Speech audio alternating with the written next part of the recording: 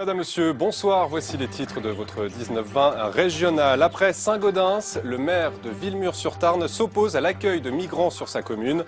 Il dénonce le manque de concertation en amont et le manque de moyens pour les accueillir dignement. Y aura-t-il une dizaine de familles demandeurs d'asile hébergées à Villemur-sur-Tarn? Le maire ne le souhaite pas, comme d'autres avant lui. Il s'oppose à ce projet, dénonçant l'absence de concertation en amont et la situation économique de la ville. Pas de rejet de ces familles dans le besoin, dit-il, mais pas les moyens de les accueillir dignement non plus. Le reportage sur place de Christine Ravier et Eric Korevitz.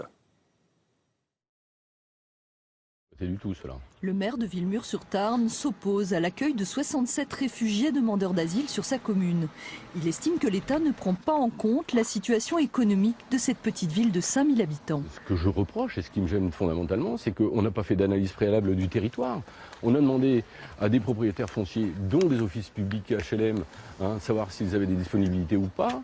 Après, personne n'a été consulté, ni les services de gendarmerie, ni les services aujourd'hui de l'éducation nationale, ni la mairie, et encore moins la mairie, pour savoir si on avait une capacité d'accueil raisonnable pour pouvoir prendre en charge cette population dignement, quoi.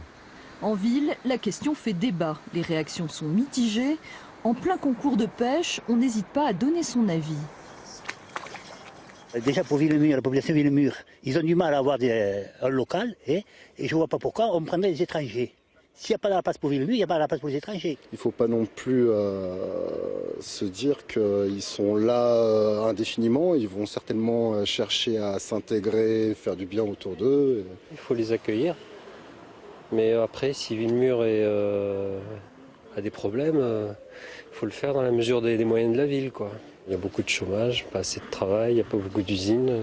De nombreuses entreprises ont fermé, des conflits sociaux lourds qui ont laissé des traces, comme ici celui de Molex, dernier en date, avec 300 personnes sur le carreau. On ne va pas opposer une détresse à une misère.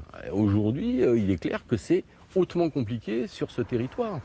Le nombre est très important, c'est 67 personnes. Il y a 12 logements qui vont être attribués. Vous voyez ce que je veux dire? C'est 40 gamins avec des écoles qui sont pleines, avec des cantines qui sont pleines et des moyens d'accompagnement sur un territoire inondable sur lequel on ne peut rien faire, rien imaginer, rien prévoir, qui nous pose un problème aussi fondamental. Mais le maire a-t-il le droit de refuser une injonction de l'État? Rien n'est moins sûr. La préfecture de Haute-Garonne a prévu un prochain point avec les élus le 17 octobre. Et je vous le disais, comme à Villemur, le maire de Saint-Gaudens s'oppose à l'hébergement de migrants sur sa commune. Le bras de fer est engagé avec le ministre de la Ville, Patrick Kanner, que l'on voit et qui viendra en personne lundi à Saint-Gaudens pour tenter de régler cette situation.